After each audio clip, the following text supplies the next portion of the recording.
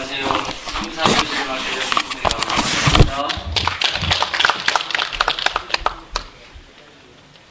여러분들 승강기 안정교육 의무교육이라 어쩔 수 없이 오셨지만 4시간 다 듣고 나시면 그래도 오길 잘했다 아마 그런 생각이 드실 거라고 생각을 합니다. 1, 2교시 들으셨는데 좀 도움이 되셨어요? 예. 그 1, 2교시는 3, 4교시를 위한 어떤 준비 과목이라 해도 과언이 아닙니다. 여러분 실무에서 필요한 내용들이 이제 지금서부터 2시간 남은 시간에 소개가 되거든요. 그래서 제가 한번 열심히 한번 해보도록 하겠습니다. 강의 앞서서 제 소개 잠깐 하고 시작할게요. 제 이름은 한인탁이라 하고요. 제 승강기 한 지가 한 33년 돼요. 좀 연식이 좀 됩니다. 근데 젊어 보이죠? 제가 82년도에 승강기를 처음 시작을 했어요. 군대 제대하고 회사를 들어갔는데 금성기전이라는 회사였습니다.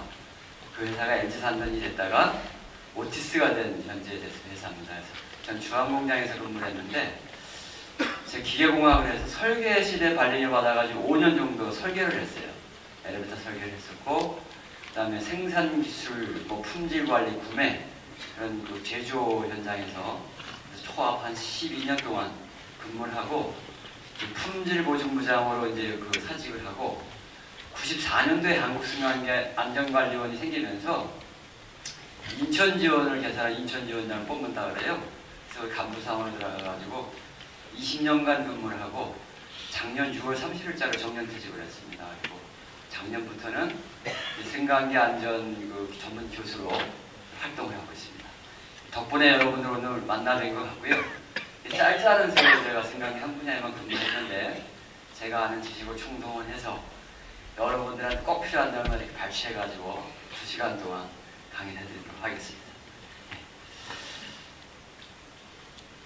목차에 보시면은 이제 유지관리 방법, 특히 이제 안전관리제가 해야 될 일상 점검과 일상 관리 항목이 있어요. 어떤 걸 점검하고 어떤 걸 관리해야 되는지 그걸 중점적으로 해서 이 시간 강의를 올릴 겁니다. 여러분 교재 51페이지를 펴십시오. 교재 51페이지를 펴시면 시작이 됩니다. 여기서부터 순서대로 쭉쭉 넘어가요. 제일 중요한 거는 조금 그냥 스킵하고 넘어가기도 합니다. 페이지는 항상 여기 이렇게 떠 있었네요. 상단에. 그래서 제가 파워포인트 넘기면서 강의해드리면 해당되는 페이지를 찾아서 밑줄 보시고 이것을 쫓아오시면 됩니다. 자, 승강기 유지관리 체계는 4바퀴로 되어 있어요. 여러분들이 매일 점검하고 관리하는 일상 점검이 있고요. 그 다음에 예방경비 차원에서 한 달에 한 번 보수업체가 와서 점검하죠. 자체 점검이라고 그러고 1년에 한 번은 검사회나 검사를 합니다. 자체 점검이 제대로 되는지 또 안전장치 몇 가지 직접 확인해서 작동이 되는지 이런 정기 검사를 하게 됩니다.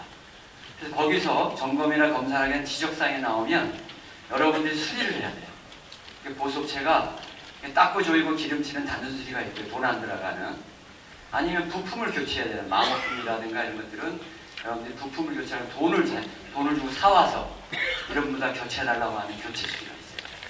그다음에 마지막으로는 고장이 나거나 사고 나면은 여러분들이 긴급 조치를 하시고 이런 4바퀴가 유지관리입니다. 그래서 여러분들이 하시는 일인데 이걸 하나하나 어떻게 해야 되는지를 구체적으로 설명드리는 시간이 지금부터 2시간입니다.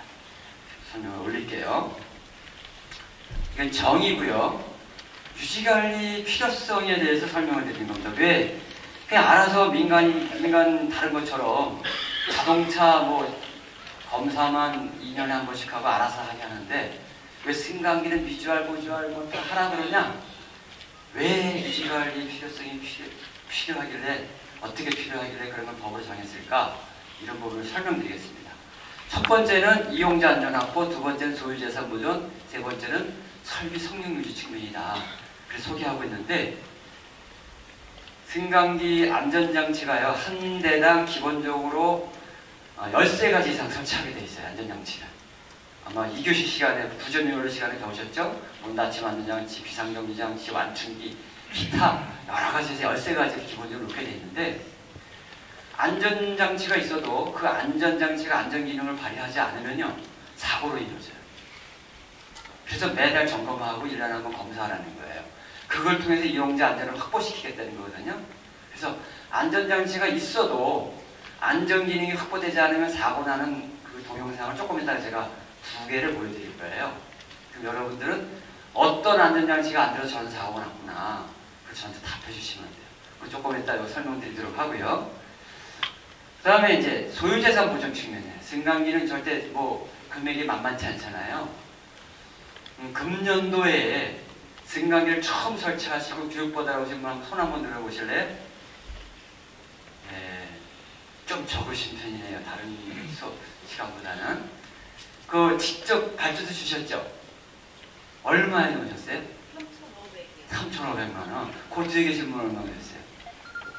아, 손 들으셨잖아요. 네. 얼마에 넣으셨어요? 4천만 원.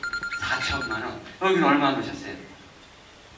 금액은 모르시겠어요? 네. 아, 예, 제가 일주일에 한두 번씩 여러분처럼 이렇게 안전관리자로 오는 교육을 서울, 뭐 평택까지 인천에 다니면서 강의를 다녀요. 제가 물어봐요. 그러면 보통 메이커 제품이 한 상가 건물 기준으로 4, 5천만 원, 그 다음에 이제 중소업체 제품들은 한 3천만 원대 그 정도 가더라고요. 최고 비싸게 부르신 분이 1억 2천만 원 주고 놓으셨다는 분이 있었어요. 그러면 이제 빌딩 위에 고속에다가 다 넣는 것 같아요. 고속 기종, 고급 기종은 한 1억 원 상당히 넘고요. 보통 이렇게 5층 상가라든가 아파트 이런 데 넣는 게 3천만 원, 5천만 원 넘대입니다. 층수, 속도에 따라서 금액 차이는 있으니까요. 네. 제가 지금 우리나라에 최고 비싼 엘리베이터가 저기 잠실에 보면 제1롯데월드 올라가고 있잖아요. 123층 555m입니다. 거기가 이제 3개월 전에 100층이 오버됐어요. 100층까지는 승강기가 다 낫다는 얘기죠, 그죠? 공사용으로 쓰고 있잖아요, 지금. 거기에는 2층 버스 분양 2층 엘리베이터도 설치되고 있어요. 동시에 1, 2층에 탑승객이 내리고 타는 거예요. 그래야 그 많은 그 큰 빌딩에서 수송이 가능하기 때문에 3억입니다, 현재 가격이. 우리나라 최고 비싼 가격이요. 싸도 3천만 원, 이렇게 싸면 3억인데 이 승강기를 유지관리를 어떻게 하냐에 따라서 어떤 사람은 15년 만에 교체하는 데도 있고요. 어떤 사람은 30년 쓰는 데도 있다는 거예요. 보통 20년에서 30년 씁니다. 요즘 신도시 아파트들, 1기 신도시가 지금 25년 차 들어가서 쓰는데 80%는 지금 다 그냥 쓰고 있으니까요. 그래서 웬만큼만 관련해서 20년, 30년 쓰는데 저는 15년 만에 교체하는 현장도 많이 봤어요. 제가. 처음에 이제 신뢰성 없는 승강기 선택한 것도 잘못이지만 수리해도 고장나니까 아예 바꿔버려. 그래서 주민이 다 동의해가지고 15년 만에 교체한 아파트들이 꽤 있다는 거예요. 근데 관리를 잘해가지고 30년 쓰는데도 많이 보고 있거든요. 관리를 잘해서. 오히려 보호소 부품을 못 구해가지고 할 수 없이 교체를 하는 거예요. 아직도 주요 부품의 수명은 남아있는데 서울에 어떤 건물은 50년 쓰는 데도 있습니다. 재주가 좋은 분이죠. 막 부품 어떻게 구해다가 청계천에서 구해다 하고 그러니까 쓰지 부품을 못 구해서 갈아요. 대부분이 단종돼가지고 부품 회사들. 그러면 누구는 30년 쓰는 누구 15년 만에 또 5천만 원 들여서 나오면은 5천만 원이 손해잖아요. 그죠? 개인적으로. 근데 그 국가적으로 한번 보십시오. 그럼 몇 조 단위의 손실이 나는 거예요. 그래서 국가에서는 법으로 유지관리를 잘하고 법에다 무슨 박은 거예요. 물론 이 첫 번째가 제일 큰 명제고 두 번째 그렇습니다. 그 다음에 여기 보면 설비의 성능 유지, 수직 운송 장치다 그래 돼 있어요. 자, 기차나 배는 수평으로 사람이나 화물을 실어 나가요. 그죠? 비행기는 항공으로 사람이나 화물을 실어 나가요. 엘리베이터는 수직으로 사람이나 화물을 실어 나가는 거예요. 승객용 승강기, 화물용 승강기가 있으니까요. 안전도 면에서 봤을 때 비행기가 고장나가지고 추락했다 그러면 전원 사망이죠. 기차나 배가 엔진이 멈춰버리면 전원 사망인가요? 다친 사람 하나도 없어요. 불편할 뿐이에요. 목적지를 못 가니까. 승강기는 어때요? 승강기 이상에서 추락해 떨어졌다. 30층에서 추락해 떨어졌다 그러면 어떻게 되겠어요?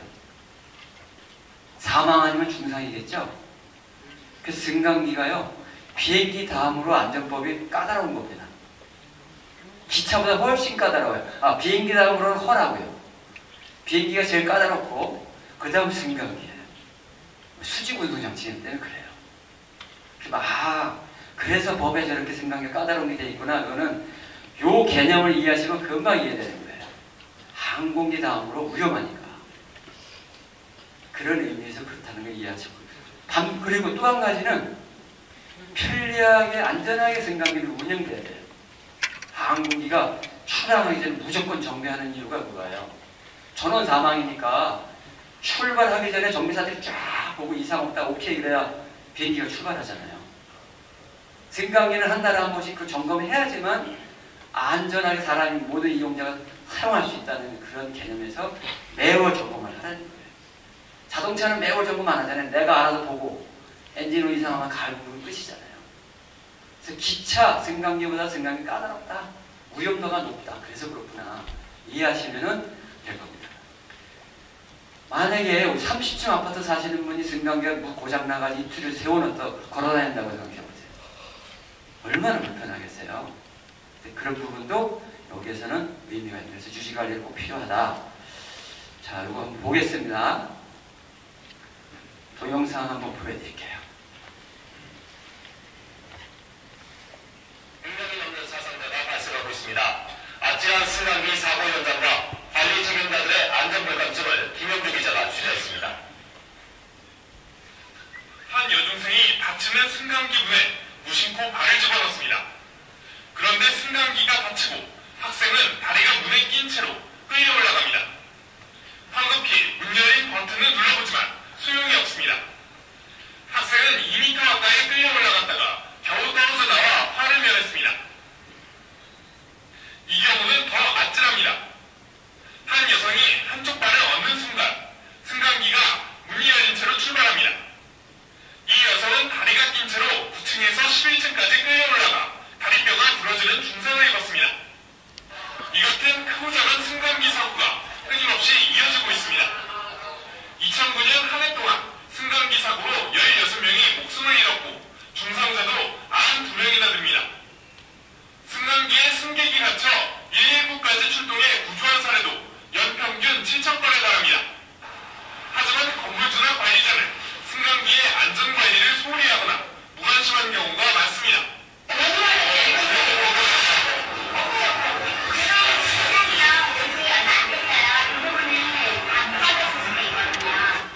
이에 따라 당국이 승강기 일제 점검에 나섰습니다. 현재 전국에 운행 중인 승강기는 총 43만 대로 파악되고 있습니다. 정부는 이번 안전점검에서 불합격하거나 안전검사 유효기간이 지난 승강기는 운행을 중단시킬 방침입니다. SBS 김영주입니다. 자, 사고 동영상 두 가지를 편집해서 보여드렸어요. 첫 번째, 여학생이 학원 건물에서 엘리베이터 타려고 하는 분이 다치니까 다리를 집어넣었어요. 어떤 안전장치가 안 들어서 저런 사고가 났죠? 지난 시간에 배운 걸 생각하셔가지고. 예? 도화. 예? 도화 말씀하신 분 있잖아요. 예, 문 닫히면 현장치 고장났죠, 그죠? 문 닫히면 현장 건드린 문이 다시 열려야 되는데 학생 소복지가 들어갔으면 당연히 열려야 되잖아요. 고장난 거죠. 또요. 문 닫히면 안전장치가 도화에 또 다른 안전장치가 있죠. 예, 인터럭 스위치요. 바깥에 승강장에 엘리베이터 바깥 문을 승강장 도화라고 하잖아요. 안에는 카문, 카도하고 각 층에 있는 도화가 문이 기계적으로 걸리고 전기적 스위치로 닫아야지만 엘리베이터는 출발하게 돼 있어요. 전철문이나 모든 문이 닫혔다고 신호 가야 전철이 출발하잖아요. 엘리베이터도 모든 층의 문이 닫혔다고 신호 가야지만 엘리베이터가 출발하도록 설계가 돼 있어요. 근데 저층에는 문이 다 안 닫혔잖아요. 꽉. 학생 허벅지 때문에. 근데 출발했으니까 인터럭 스위치 그게 통도 고장난 거죠. 두 개가 다 고장했는지 두 개 중에 하나가 고장이면 저런 사고가 나는 거예요. 안전장치가 있어도 그 안전장치 기능이 확보되지 않으면 사고로 이어지는 게 승강기예요. 그래서 매월 점검을 해야 되는 거예요. 이상 없는가. 그게 보석체에서 와서 하는 일이에요. 한 달에 한 번은 검사기관 해주는 거고.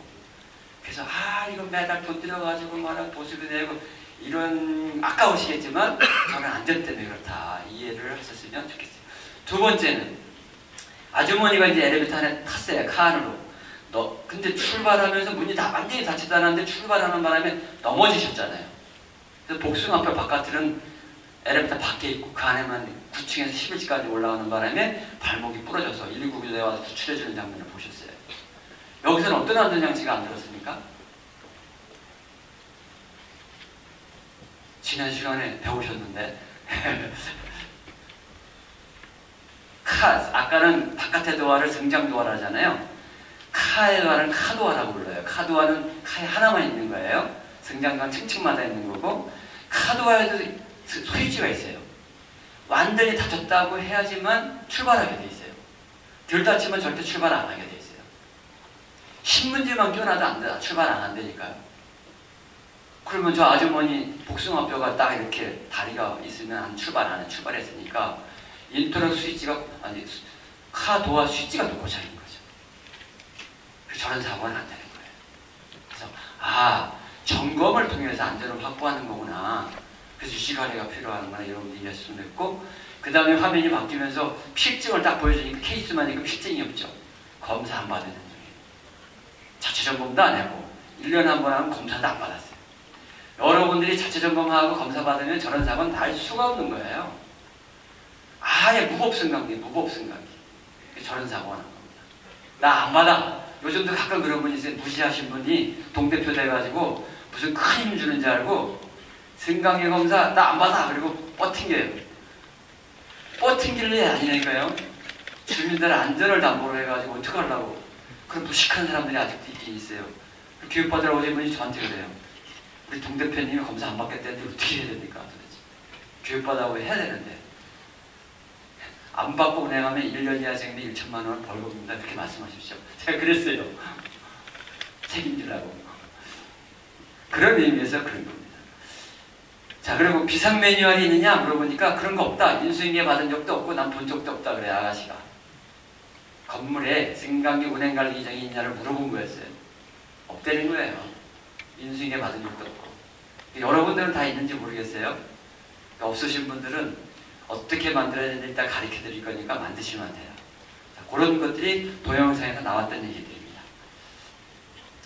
그러면 유지관리가 꼭 필요하겠구나 인식하셨으면 법에서는 유지관리를 업무 분장을 해놨어요. 크게 관리 주체는 종합적인 관리 감독을 하게 돼 있고 안전관리자는 일상관리 및 일상점검을 하게 돼 있어요. 유지관리자 보수업체입니다. 보수업체 직원은 계약에 의해서 한 달에 한 번 하는 정기점검과 고장나면 응급처치를 해주게 돼 있어요. 이게 딱 구분되어 있는 겁니다. 보수업체가 할 일, 안전관리자가 할 일, 사장님, 관리주조 아니면 관리소장님 할 일이 법에 딱 정해져 버렸어요. 그래서 여러분은 안전관리자라고 오셨잖아요. 여러분이 이 업무를 하셔야 되는 겁니다. 직접 여러분이. 더 구체적으로 설명드리면요. 관리주체는 사장님이나 아니면 관리소장님 같은 분이에요. 그래서 이런 의무사항으로, 여기는 의무사항이죠. 의무사항으로 검사 신청, 유지관리, 자체점검, 일상관리, 고장나면 신고하는 일을 하게 돼 있어요. 사장님이 작은 건물이라서 별도로 안전관리자를 직원 채용을 안 하면 사장님 직접 안전관리자가 되는 거예요. 관리 주체면서 안전관리자예요. 그럼 직접 하시는 겁니다. 이 일을. 그때 의무사항입니다. 관리 주체하는 거는 의무. 의무에 대한 책임을 따라요. 사고 났을 때 의무진자가 책임지게 돼 있어요. 근데 안전관리자는 이렇습니다. 안전관리자는 사관일치로부터 위임받은 사람이에요. 건물이 크거나 아파트 단지가 크면은 관리소장이나 무슨 실장 이름 붙여가지고 내가 당신 월급 주고 줄 테니까 승강기 책임 맡아. 그러면 안전관리자가 되는 거예요. 그래서 여러분들 오셨을 거예요. 사장님으로 오신 분도 있고 직원으로 오신 분이 있을 거예요. 안전관리자는 위임받은 사람이에요. 그래서 이런 일을 합니다. 운행관리 규정에서 고장이 지나서 비상연락만 구급체계도 사고나만 보고 관리주체가 하는 일을 다 맡고 그 외에 기타 관리 업무도 맡는 거예요. 안전관리자가. 근데 안전관리자는 직무범위라고 되어 있어요. 의무사항이 아니에요. 안전관리자가 잘못했어요. 사고 났어요. 책임은 관리주체가 지는 거예요. 전에는 애매했어요. 관리주체냐 안전관리자냐. 그래서 이번 2012년 법 개정할 때 법 4조를 추가했어요. 의무는 관리주체한테 있다 딱 못 박아버렸어요. 4조에 보게 되는 법 4조에. 그래서 안전관리자는 의무 책임은 없어요. 직무를 잘해서 관리 주체가 책임 안 지도록 여러분 도와주셔야 될 의무가 있는 거예요. 그렇고 보수업체 보겠습니다. 보수업체는요, 한 달에만 모아서 자체 점검, 고장나면 응급 조치하는 거 딱 두 가지예요. 보수업체, 우리는 보수업체 맡겨가 보수업체가 다 해주는 거 아니에요? 이렇게 물어보시는 분이 있어요. 교육 마치고 나가도록. 아닙니다. 보수업체가 해주는 저 두 가지일 뿐이 없어요. 나머지 운행관리 규정, 보장일지 작성, 키 관리 모두는 건물측에서 하는 겁니다. 법에 그렇게 명기되어 있어요. 그거를 여러분이 인식하시면 되겠습니다. 그러면 이거 내가 해야 되는 거구나 여러분이 인식하셔서 그래서 오라 그러는 거예요. 여러분이 교육받아서 잘하시도록 도와드립니다. 그러면 내가 해야 되는데 어떻게 해야 승강관리를 잘하는 거지? 이렇게 설명하고 있습니다. 여러분 교재 55페이지인데 적극적인 관심을 갖는다. 당연한 얘기죠.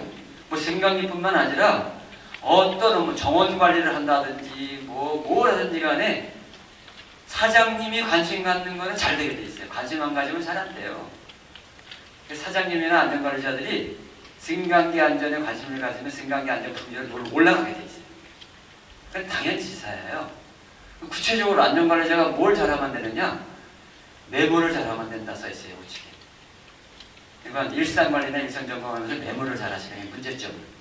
일단 고장났을 때 고장일지를 잘 작성하시는 거예요. 두 가지만 실질적으로 잘하시면 안전관리자는 일 잘하시는 거예요. 여러분. 그리고 더 적극적으로 관리하시는 분은 한 달 하면 자체 점검하라 보수업체 직원이 왔을 때 2패를 하시는 2패. 내가 한번 당신 점검하는데 한번 2패 좀 하고 싶다. 그러니까 다 하지만 힘드니까 하루는 기계실 점검할 때 한번 가보세요. 기계실 가서 여러분이 잘 모르시잖아요. 그러면 기계실 청소 잘한다면 보세요. 먼지가 뽀얗게 안 쌓이는지 제어관이나 바닥에. 하루는 삐뚤만 보세요. 삐뚤. 맨 아래. 삐뚤 먼지 청소 잘하는지. 먼지가요 1cm 쌓이는 데도 있어요. 저희 검사를 가보면. 저는 검사 많이 다녔잖아요.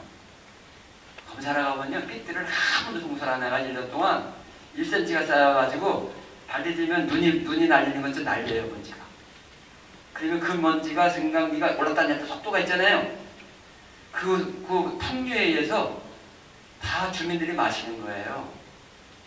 청소시켜야 돼요. 진공청소기 가지고 여러분이 하나 주워서 더 빨아들여 청소에 이걸 시키셔야 돼요.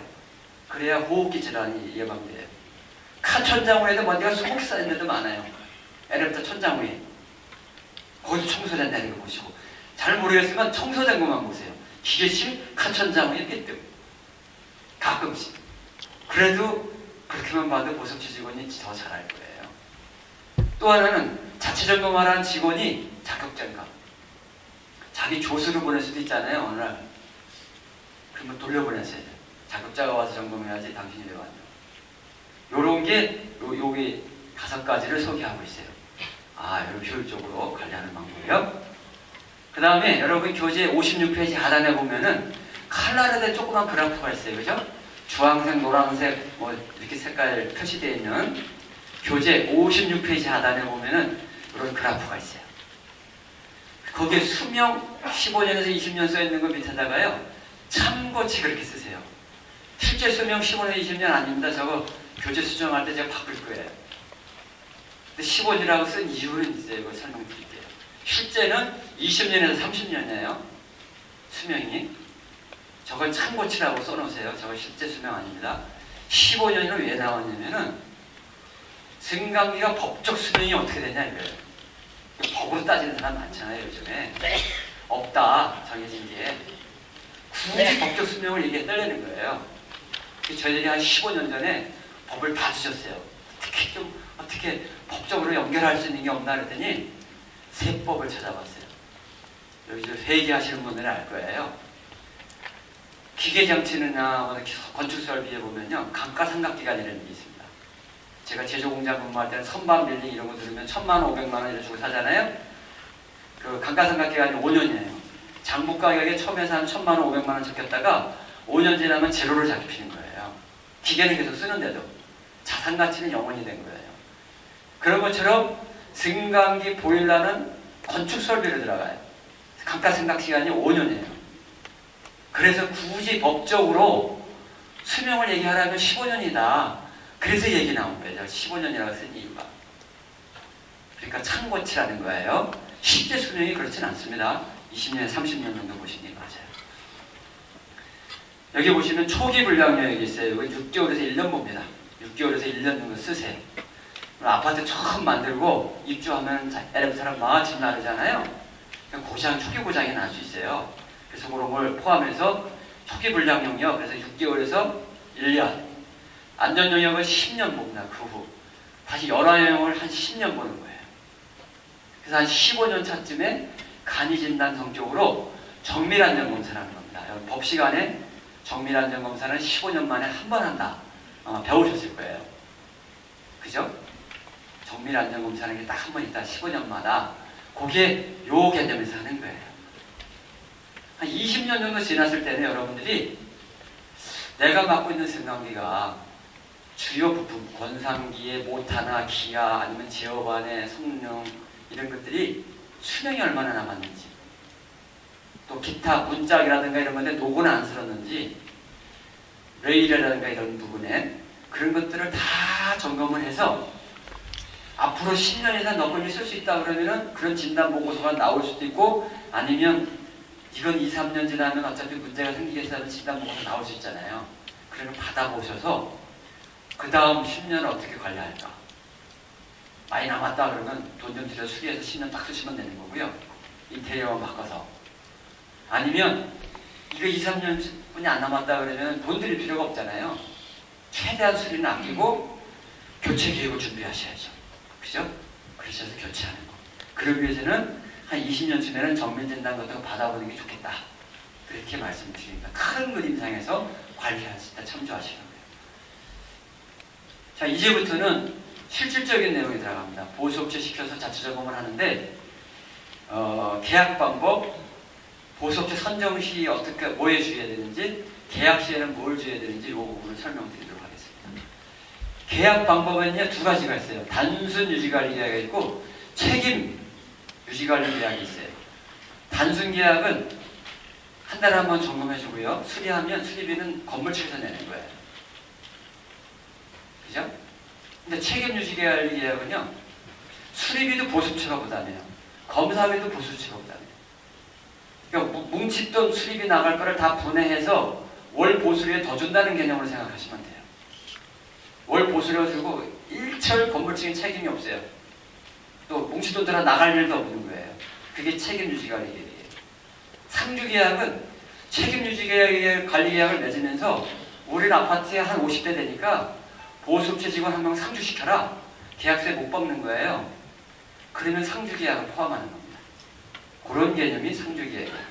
그래서 이런 경우에 보수업체가 상주하면 일상관리를 보수업체 직원이 담당할 수 있잖아요. 안전관리자 역할을 그때만 임명되는 거예요. 법적으로. 보수업체 직원이 안전관리자가 되는 경우는 책임유지관리 계약을 하면서 상주할 때만 인정이 되는 거고, 그 외에는 안전관리자는 다 건물 측에서 하는 겁니다. 보수업체 측에서 해줄 수가 없어요. 인정이 안 돼요. 법적으로. 그런 개념입니다. 장단점이 있습니다. 책임유지관리 계약은요, 월 유지관리 비용이 낮아요. 보수업체 변경이 용이에요. 1년 계약을 하니까 마음에 안 들면 1년 만에 다른 데 바꿔버리면 돼요. 단점은 사고 났을 때 책임 관계가 모호한 거예요. 보수업체는 점검해가 문제 있다고 는 얘기했다. 건물 측에다가. 건물 측에서 난 들은 바가 없다. 그러니까 니네가 책임져라. 서로 사고 나면 사고에 대한 책임 미루는 그런 문제가 생길 수 있어요. 그리고 중대한 문제가 부품이 있는데 수리하는데 결제조차가 너무 오래 걸려요.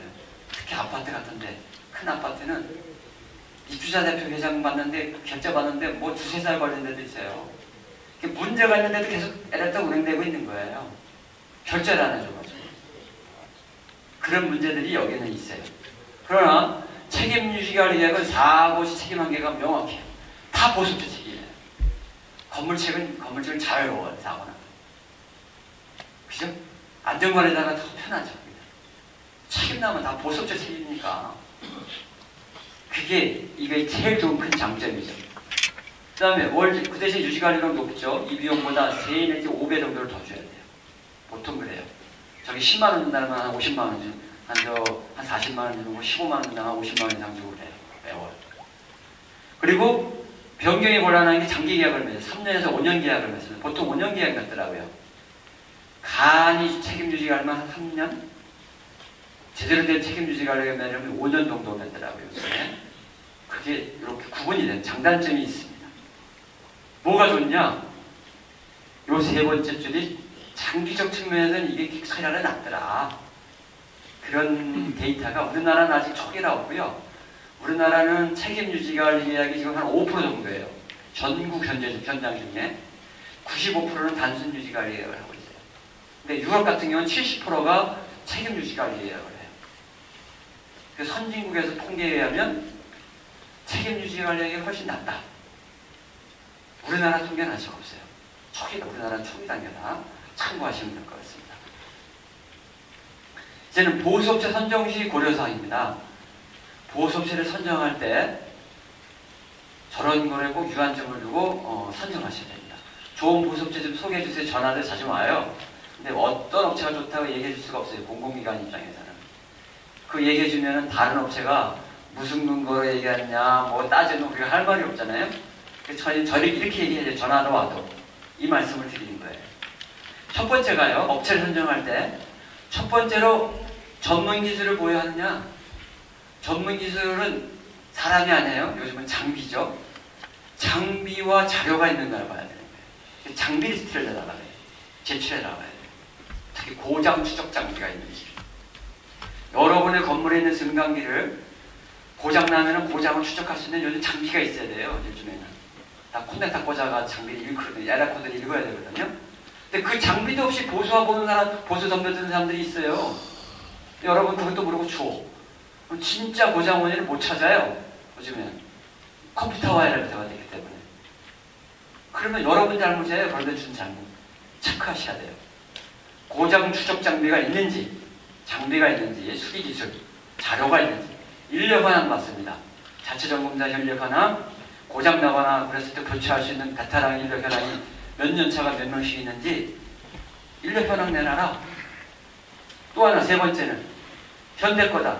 현대 엘리베이터랑 이 보수업체가 부품 공급 계약을 체결하고 있는지 현대 제조사하고 그런 것처럼 내 엘리베이터 제조사하고 부품 공급 계약을 체결했는 보수회사인지를 볼 필요가 있겠죠. 안 되는 데보다 되는 데가 좀 좋잖아요. 마지막으로는 긴급 조치 능력이에요. 24시간 사람이 갇혀서 인터폰 했을 때 받을 수 있는 체계를 가지고 있느냐 아니면 직원이 자다가 전화 받는 그런 회사인지 차등을 줘야 될 거 아니에요? 그죠? 그리고 신고했을 때 몇 분 만에 출동할 수 있는지도 다 받으셔야 돼요. 미리. 어느 회사는 1시간 만에 출동하겠다. 어느 회사는 40분 만에. 어느 회사는 30분 만에 출동하겠다. 어느 회사는 20분 만에 출동하겠다. 다 써내놔서요. 미리 약속해라. 그러면 여러분 락을 주셔야 돼요. 40분 이상 한 데는 잘라버리자. 그거를 그렇게 딱 정해서 그 조건에 들어오는 회사만 놓고 입찰을 하든지 아파트에서는 그 다음 보수료죠. 그 다음 금액이에요. 이 조건을 갖추고 개인 대리 견적 받을 때 그 다음 싼 데를 고르는 거지. 이 조건도 갖추지 않았는데 싼 데를 구하면은 승강기 엉망돼 버리는 거예요. 덤핑 들어와가지고 승강기 제대로 점검도 안 해요. 보수를 싸게 들어왔기 때문에. 그래서 이 조건을 갖추고 된 데 중에 싼 데를 택하시면 돼요. 그건 제일 잘하시는 거죠. 그렇죠? 그런 식으로 꼭 여러분들 하셔야 된다.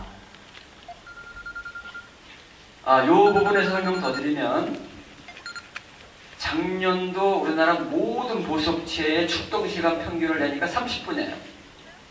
30분이 넘으면 늦는 회사라고 보시면 돼요. 신고했는데 30분 넘으면 넘어오는 데도 있겠죠. 평균이 넘는 거예요. 근데 제가 현장 나가서 이렇게 보면 지원장 할 때 아니 서울에 있는 건물인데 보수업체 어디냐 대전이래요. 그럼 사람이 갇혀서 인터폰으로 신고하면은 얼마 만에 도착할 수 있을까요? 대전에서 여기 오려면 아무리 빨리 가도 2시간이잖아요. 근데 저녁으로도 못 오고 길 막히면 3시간 걸려 3시간 동안 갇혀서 있으란 말이에요. 이런 한심한 형태가 아직도 있어요. 근데 없어져야죠. 사장님과 사장님이 알아서 그렇게 했대요. 그건 아니죠. 지금 시대가 어느 시대인데. 이 네 번째가 중요합니다. 그런 걸 참조하셔서 여러분 꼭 보석제 선정하실 때 고려하시기 바랍니다. 그 다음 계약 시 고려사항이에요. 아까 이제 뭐 계약 방법을 정하셨어요. 단순을 하든 책임을 하든 하셔서 업체도 정했어요. 계약을 맺을 거예요. 계약 맺을 때에 보장할 유지관리 품질 수준을 정해라. 계약서에다가. 그걸 못 지켰을 경우에 보상 방법도 계약서에 명기하라는 거예요. 쭉 이런 걸 다 하세요. 그럼 마지막으로 위반지 처리 방법까지 해서 하는데 여러분 교재 87쪽을 한번 가보세요.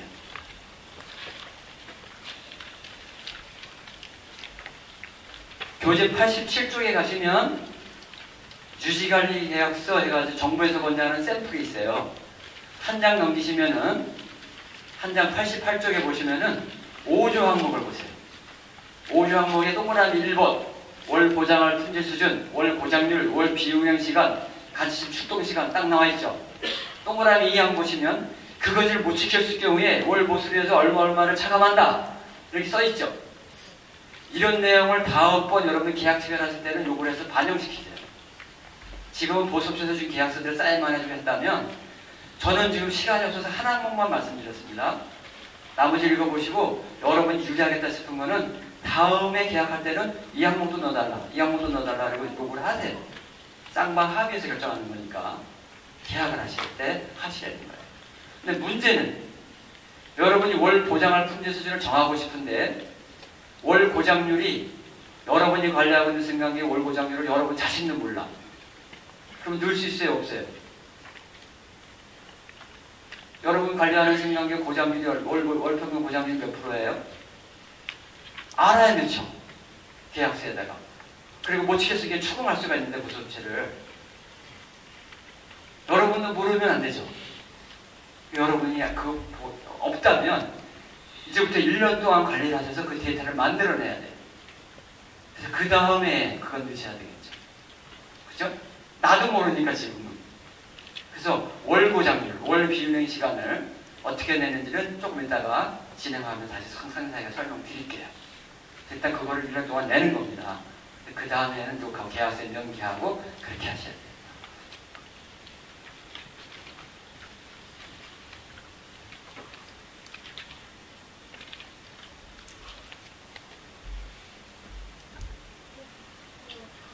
자, 이제부터는 승강기 일상 점검과 일상 관리에서 설명을 드릴 거예요. 안전관리자가 해야 될 가장 중요한 일이에요.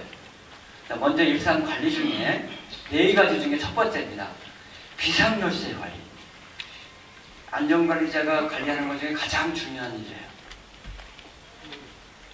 비상열쇠 종류는요, 수동조작방 키가 있어요. 여러분 엘리베이터 안에 딱 타시면 도어 열린 버튼, 닫힌 버튼, 1, 2, 3, 4 층표시 있고 하단에 보면 네모 박스, 슬라이드 음악 박스가 있어요. 킥구멍이 하나 있고 조그만, 그죠? 그게 수동조작반이라는 거거든요. 그 키를 여러분이 갖고 있어야 돼요. 그 안에 전원을 껐다 켰다 하는 스위치, 팬을 틀었다 껐다 하는 스위치가 있어요. 그 외에 운전수 운전하는 스위치, 엘리베이터 거리 운전하는 스위치 이런 것들이 그 안에 다 들어있어요. 근데 그거 조작 방법을 여러분들이 배우셔야 되고 특히 전원을 껐다 켰다 하는 스위치를 여러분들이 아셔야 돼요. 그거를 열는 스위치, 그래서 키를 갖고 있어야 되고요. 승강전도하는 사람이 갇혔을 경우에 바깥문을 열어주는 도어 스위치를 여러분이 갖고 있어야 돼요. 여러분이 아니고 119 구조대에 왔을 때 전달을 해줘야 되는 책임이 있어요, 여러분이. 그죠?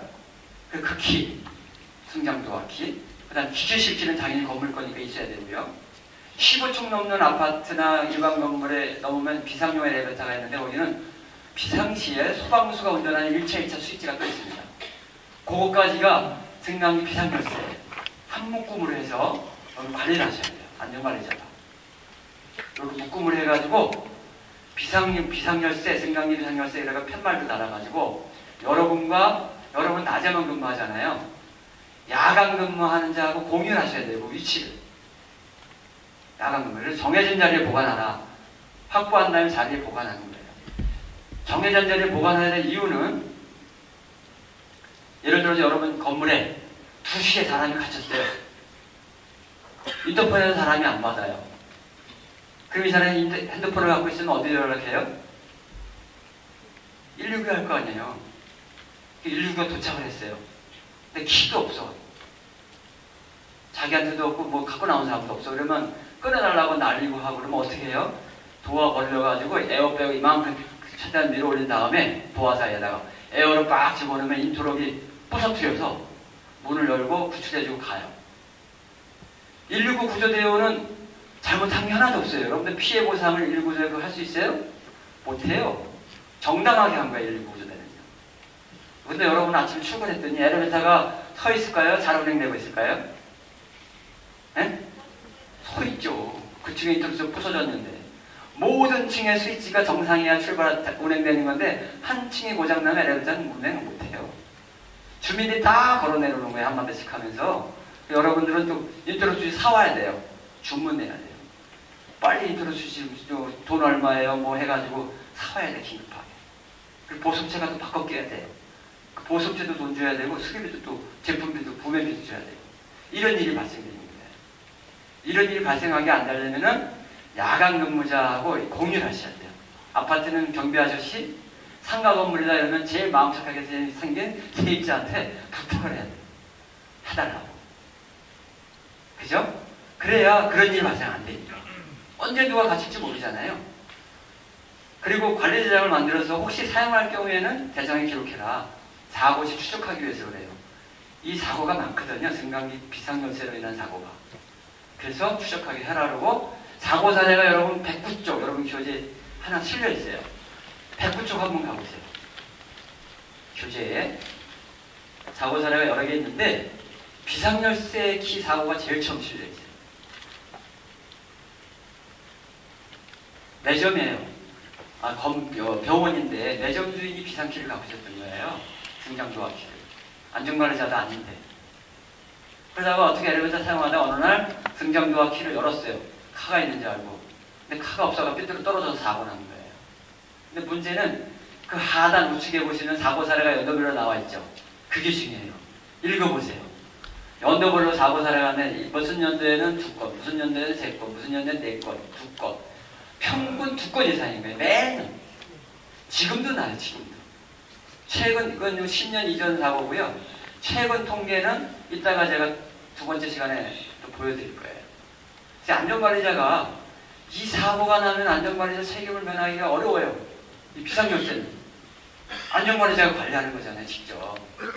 이 관리를 철저하게 해주셔야 돼요. 2번째, 넘어가겠습니다. 63쪽에 보시면 운행관리, 승강기 운행관리 규정을 만들어야 된다. 아까 그 동영상에 봤던 비상 매뉴얼이에요. 비상 매뉴얼이 있습니까? 여직원이 없습니다. 우리는 그런 거 인증에도 못 받았고 본 적도 없어요. 이런 게 운행관리 규정인 거예요.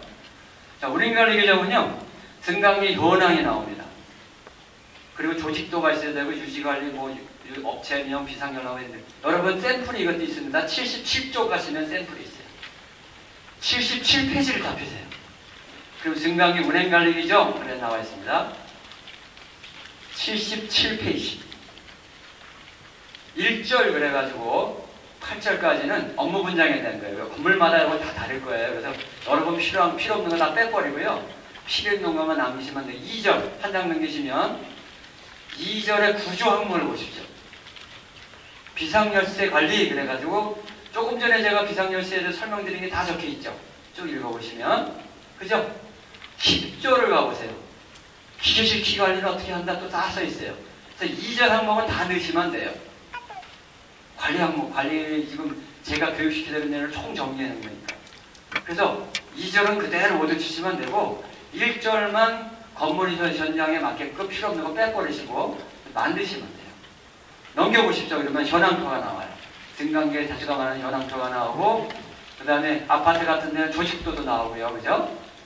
그 다음 비상연락망도 나오고 쭉쭉쭉 넘기시면 양식이 계속 들어가 있어요. 사고 났을 때 보고하는 양식도 거기 들어가 있고요. 당직일지도 있고 맨 마지막에 고장일지까지 있습니다. 여러분 교재에 86페이지까지가 다 거의 운행관리 규정이 들어가 있는 86페이지까지 쭉쭉 넘기면서 보세요. 86쪽까지 넘기면서 보세요. 그럼 86페이지 가겠습니다. 고장일지에 대해서. 자, 고장일지를 보시면은 고장 났을 때 신고한 시간이 적혀 있어요. 그 다음 보수업체가 도착한 시간 적혀 있고, 수리 완료한 시간 적혀 있고, 비운행 시간을 적혀 있어요. 지금 시간이요, 저 시계로 4시 45분이에요. 그러면 4시 5분에 고장 났다 그래서 4시 5분을 적는 거예요. 고장에서 보수업체 연락했어요. 4시 5분에 연락했다. 근데 보수업체 직원이 4시 반에 왔어요. 4시 반 보수업체 직원 도착 시간. 4시 45분 수리 완료했다고 그랬어요. 4시 45분 수리 완료 시간. 그러면 이제부터 정상적으로 운행되겠죠. 4시 45분서부터 5분까지, 5분 그 사이에는 운행을 못했죠. 비운행 시간인 거예요. 지금 비운행 시간이 몇 분 나오는 거예요? 5분에 신고했고 수리 완료가 45분이에요. 네? 40분이죠. 비운행 시간에 40분 써놓는 거예요. 요렇게 관리를 도장일지 작성을 잘 해놓으시는 게 이게 잘하라는 거예요. 이 부분을. 고장 내용, 고장 조치사항, 이거는 보수업체가 고장일지 준 거에 다 적혀 있어요. 근데 지금 말씀드린 이 부분은 보수업체 직원이 준 그 고장일지에 이게 있을까요? 없어요. 그럼 대부분 현장 가보면 보수업체 준 것만 철해놓고 계세요. 이거를 관리를 잘 하셔야 비운행 시간을 낼 수가 있잖아요. 내가 관리하고 있는 승강기는 5월 비운행 시간이 30분이다. 아니면 40분이다를 알 수가 있어요. 고장일지만 잘 해놓으면 한 달에 한 번이나 두 번 작성하게 될 거 아니에요. 한 대 있는 현장인 경우에 작성 안 하는 날도 있을 거고. 1년이 지난 다음에 심심할 때 고장일지를 놓고 계산을 하는 거예요. 1월 달에 비운행 시간은 30분이었고 3월 달에 0, 4월 달에 40분, 5월 달에 0, 6월 달에 0, 7월 달에 45분. 뭐 이런 식으로 하면은 12월 딱 해서 다 더해서 12달 딱 나누면은 내가 관리하는 승강기 월 비운행 시간은 35분이네? 그냥 나오잖아요. 고장일지만 있으면. 자, 고장률입니다. 고장률은 고장 건수 나누기 보유대수예요. 그래서 20대를 관리하는 아파트 현장에다 그러면 고장이 이번 달에 2건 났어요. 2 나누기 20 그러면 10%가 고장률인 거예요. 이번 달에. 지난달에 고장이 한 건뿐이 안 났어요. 1 나누기 20 하면 고장률은 5%가 되는 거고요. 고장 안 난다는 0%인 거고요. 근데 그걸 매달 계산할 필요 없잖아요. 고장이 수십 번 나는 건 아니니까. 그러면 고장일지만 잘 1년 동안 작성해놓고 연말 가서 고장률 한번 통계내볼까? 1월달에 5%네, 2월달에 0%, 3월달에 0%, 2달은 10%네. 연평균 고장률 10%. 여러분 낼 수 있죠? 근데 고장일지가 있어야 되는 거예요. 그래서 첫 번째 시간 처음 시작할 때 그랬죠. 고장일지를 잘 작성하는 거와 문제점을 잘 내는 게 제일 중요하다. 말씀드린 게 고장일지 작성이 그래서 중요한 겁니다. 그래서 업체에서 준 거 말고 요 내용이 들어가는 고장일지를 꼭 작성하셔야 돼요. 자, 그 다음 보겠습니다. 재원입니다. 표준부착물 관리, 재원, 이용자 안전수칙, 보유번호, 합격증명서를 엘리베이터 안이나 바깥에 붙이는 거예요. 그다음 자료는요. 품질보증서, 사용설명서, 새 엘리베이터는 저기 있을 거예요. 잘 관리하시고 없는 분들은 구하기 어려울 것 같고요. 유지관리계약서 관련 도면이 있으면 잘 챙겨서 운행관리 지금 규정하고 같이 여러분이 근무자가 바뀌든지 안전관리자가 바뀌든지 사장님, 소유자가 바뀌면 인수인계를 하시면 승강기 안전관리 공백이 없이 계속 이어지겠죠. 근데 이게 인수인계가 안 돼. 없으니까 인수인계 할 것도 없는 거죠. 만드시면 인수인계를 해주셔야 돼요. 그러면 승강기 안전품질은 저 선박 안전처럼 세월호 사건 같이 그렇게 형편없는 수준이 아니라 여러분이 이걸 잘해주시면 우리나라 승강기 안전품질이 전체적으로 올라가는 거죠. 선진국 수준으로. 여러분이 우리나라 안전에 기여하시는 거예요.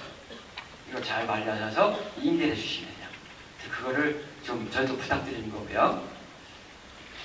그 다음에 이제 관리는 그런 사항입니다. 그래서 비상결세, 고장일지 관리, 운행관리 규정 관리가 중요하다 설명드렸고요.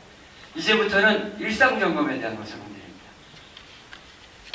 관리고 점검할 때 여러분들이 매일 승강기 가서 점검하실 때 봐야 될 사항들, 메모할 사항들을 설명드릴게요. 자, 엘리베이터를 점검하러 하루에 한 번은 엘리베이터 타보실 거 아니에요? 그래서 엘리베이터를 타려면 엘리베이터를 불러야 되겠죠. 그럼 뭐를 눌러요? 벽면에 부착해 있는 비상호출, 아니, 호출 버튼을 누르잖아요. 그래서 승강장 호출 버튼이라고 불러요. 1층 같은 데는 호출 버튼에 불이 나거나 램프가 안 들어, 스위치가 안 되면은 여러분도 금방 갈 거고, 보수업체 직원도 자기가 1층에 타니까 금방 가서 고칠 텐데, 문제는 중간층에 있는 거예요.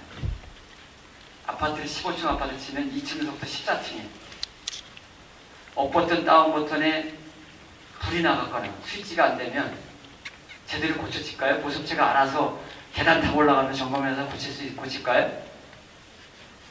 보수업체 직원 바빠서 그렇게 못해요. 카네 1층 못한 누르고 카 오면 카 점검하다가 그냥 안전장치하고 가기 바빠요. 층층 안에는 호출 버튼 있죠. 중간층에 있는 것들은 여러분들이 안 해주시면 해줄 수가 없어요. 제 예를 들게요. 제가 지금 이사 갔습니다만 아파트 살았는데 한 10년 된 아파트였어요. 제가 10년을 살았어요. 5층에. 출근하려고 다운 버튼 누르면 불이 안 들어오는 거예요. 안 눌러주는 줄 알고 몇 번을 더 눌러요. 엘리베이터 와요. 출근을 정상적으로 했어요. 5달이 갔는데 그대로예요. 6달째 할 수 없이 제가 경비원에 전화를 했어요. 여기 5층에 다운 버튼에 불이 안 들어온다. 스위치 정상인 것 같은데. 그랬더니 그 다음 달에 고쳐놨더라고요. 탁 누르면 불이 들어와요. 그러니까 한 번 눌러서 불이 들어가면 잘 눌러졌는지 알고 제가 더 누를 필요가 없잖아요. 제가 얘기하니까 고쳐진 거예요. 6달 만에. 그런 것처럼 그런 역할을 여러분이 체크 안 하시면은 아무도, 저는 엘리베이터 하는 사람이니까 그것도 얘기했을 거예요, 아마. 어? 그러니까 어느 날은 2층에서 4층 계단 올라가면서 엎어서 다운부터 다 누워보는 거예요. 어느 날은 5층에서 7층, 어느 날은 8층에 내려서 뭐 한 10층까지만, 어느 날은 10층에서 14층까지만 올라가면서 눌러보시는 거예요. 제때 불이 들어오고 되는지. 그러면서 이것도 같이 보셔야 돼요. 위치 표식이. 디지털로 되어 있으면 깨진 게 있어요. 층층에 8층에 디지털이 하나 깨졌어요. 8자 중에 하나가. 또 3층 가니까 또 하나 깨졌네. 그런 것도 같이 표시하는 거죠. 아, 3층 디지털 까졌다. 8층에 디지털 표시가 까졌다. 아니면 1, 2, 3, 4, 5 램프 이렇게 높이 붙여있는 거 있잖아요. 그 표시 램프 중에도 불 나간 게 있을 수 있어요. 그런 것도 표시해요. 아, 5층에 6층이 불을 나간다. 뭐 이런 표시들을 여러분들이 메모를 하셔야 돼요. 안 하면 까먹어요. 그죠? 그래서 호출 버튼 위치 표시기를 점검하셔서 메모하셔야 돼요. 그 다음에는 주행 상태는 제가 나중에 설명드리고요. 도와 여닫춤 동작은 뭐냐면, 여러분이 이제 카에 호출 버튼 눌러가지고 탔어요. 주민이 저기서 뛰어와요. 그래서 나도 타고 가자. 그러면 여러분이 뭘 눌러줘요? 도와 열린 버튼을 누르잖아요. 그러면 문이 다시 쫙 열릴 거 아니에요? 눌렀는데 그냥 닫혀버렸어. 고장이잖아요.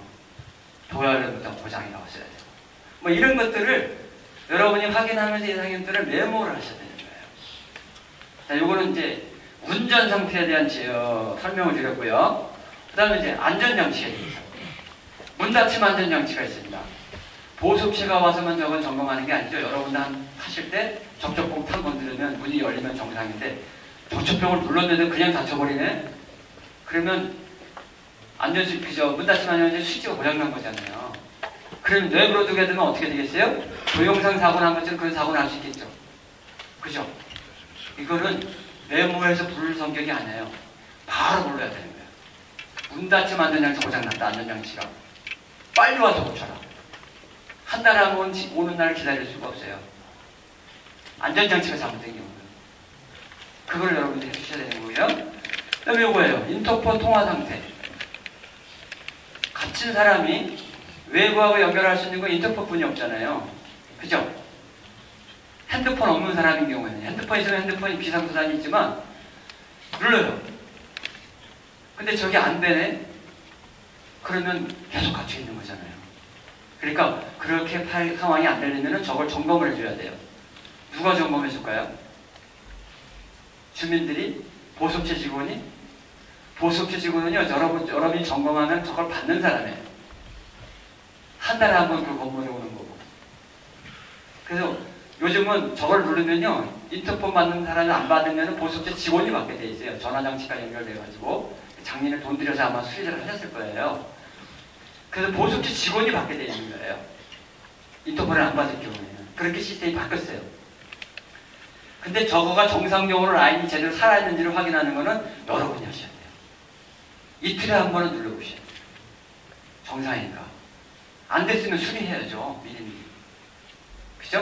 언제 갇힐지 모르잖아요. 여러분 건물에서 누가. 그래서 여러분이 이것도 매일 점검하는 건데 적어도 이틀에 한 번은 점검해 보셔야 돼요. 보습 직원이 제대로 받는지, 경비하실 때 제대로 받는지 확인하셔야죠. 그 다음에 수동조작반 잠금키 항상 잠가져 있어야 돼요. 기계실 항상 잠가져 있어야 돼요. 안 잠겨져 있으면 고장 나는 원인이 돼요. 아이들이 막 건드려서. 특히 기계실은 문이 열려져 있으면요 도난의 표적이 돼요. 뭐가 도난의 표적일까요? 제어반 안에는 기판. 컴퓨터 메인 기판보다 더 큰 기판이 붙어 있어요. 큰 거 하나, 작은 거 두세 개 이렇게 있어요. 회사마다 더 많을 수도 있어요. 큰 기판은 500만원, 300만원 갑니다. 잊어버리면. 도난 당하면 또 사서 끼셔야 돼요. 근데 그걸 훔쳐가는 사람이 있어요. 서울의 구로동에 있는 무슨 빌딩하고 안산에 있는 무슨 빌딩하고 같은 회사, 같은 기종에다 그대로 쓸 수가 있어요. 훔쳐가는 거예요. 사례들이 있어요. 항상 장담하셔야 돼요. 또 하나는 아이들이 호기심에 기계실 들어가가지고 제어반에 손을 잘못 만지면 어떻게 되겠어요? 정적죠. 감전사고가 나든지. 그 다음에 도로 램프가 돌아가는데 손가락 끼게 되면 돼요. 손가락 절단 사고가 나는 거잖아요. 위험해요. 그래서 보습지 직원이 점검하고 가더라도 제대로 문을 잠그고 갔는지 여러분이 따라서 확인 가셔서 잠금 확인을 여러분이 하셔야 돼요. 여러분이 휘관리하는 거니까. 기계실, 건물의 기계실 키는요. 그죠? 그런 것들이 여러분이 하는 상황이 돼요. 그 다음에 세 번째 마지막으로 성능 확인인데요. 엘리베이터가 이렇게 가다가 쓰면은 층층마다 쓸 때마다 단차가 얼마인가를 보셔야 돼요. 엘리베이터 바닥이랑 카 바닥에 1mm인지 2mm인지 5mm인지. 여러분 교재에는 10mm까지 허용하라고 아마 그래 써있을 거예요. 그죠? 페이지 수가 몇 페이지예요? 69페이지. 근데 요즘은 엘리베이터 품질이 좋아져가지고 5mm 내를 다 써요. 그러니까 5mm만 넘으면 지적하세요. 5mm면 한 이 정도 되겠죠? 이게 1cm니까 이 정도만 넘으면 조정하라 하세요. 층마다 다 다르거든요. 그게 돈 돌아가는 거 아니에요. 보습체가 조정만 하면 돼요. 그러니까 층이 단차가 많은 데는 5층의 단차가 5mm다. 8층의 단차가 6mm다 그러면 2mm 이내를 조정하라고 얘기를 하세요. 조정해내면 또 틀려져요. 틀려지면 다시 또 조정하면 되는 거예요. 근데 뭐 5mm 이내는 그냥 쓰시고요. 넘어가는 건 지적하셔서 이렇게 층층별로 조사할 필요가 있어요. 네. 그 다음에 감속 주행시, 뭐 기동시 감속, 출발할 때 뭐 그거 출발한다든지 사람들도 꿀떡하고 쓰고 그러면 지난달까지 괜찮은데 갑자기 이제 심해졌다. 그리고 브레이크가 풀린 거예요. 브레이크 조정을 다시 해달라고 저기다 메모를 하시는 거예요. 심해졌을 경우에. 그 다음에 도화 속도. 아이고 죄송합니다. 도화 속도는 뭐 2 내지 5초, 2 내지 7초 교재에 이렇게 써있는데 그게 중요한 게 아니라 도화는 중요한 거는 고속으로 다치다가 다치기 직전에는 감속을 먹어서 저속으로 다치게 돼 있어요. 모든 엘리베이터가. 근데 감속 안 맞고 꽝 다치는 거 있죠. 그런 건물도 있잖아요. 상가 건물에 가보면 이게 뭐 도화가 그냥 겁나게 다쳐요. 그냥 감속 안 맞고 꽝 하고. 그 조종이 잘못되는 거예요. 스무스 아니냐 아니냐는 차이는 있어요. 고급 엘리베이터는 슉 왔다가 바람처럼 왔다가 스무스하게 다쳐요. 자동차로 얘기하면 이제 그랜저가 아니라 에쿠스급인 거죠.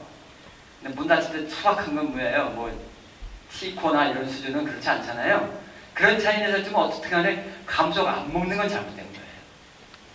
감속 먹어서 천천히 다치도록 하는 게 안 돼 있으면 지적해야 돼요.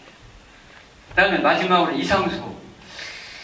엘리베이터 타고 올라가는 거 보니까 3층, 4층 갈 때 따라다 소리가 나네. 어쨌든 난데 오늘 또 나요. 내려올 때 보니까 13층에서 10층 내려올 때 스르륵 소리가 나는데 지난달에 안 났는데 이거.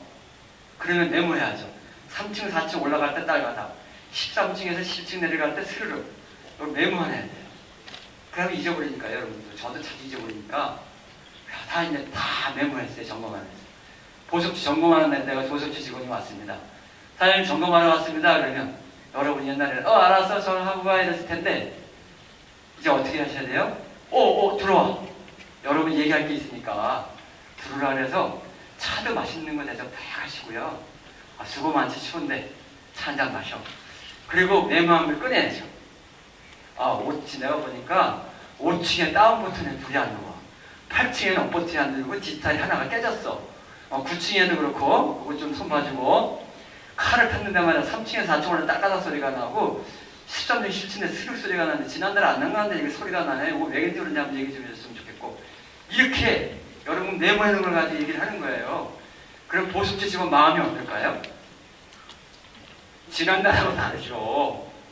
아니 우리 사장님이 교육받고 오시더니 야 이건 내가 이제 허투루 하면 안 되겠구나. 그런 마음이 생길 거 아니에요? 그렇게 관리하시면 됩니다. 메모가 중요하다는 거예요. 메모가. 그죠? 자 여기까지 해서 시간이 지금 첫 시간이 저 시계로 3분인데요. 제가 마지막 시간에 일찍 끝내드릴 테니까 5분만 쉽시다. 그죠? 화장실 갔다 올 때면 빨리 갔다 와서 7분에 시작할게요. 갔다 와서 바로 들으세요. 네.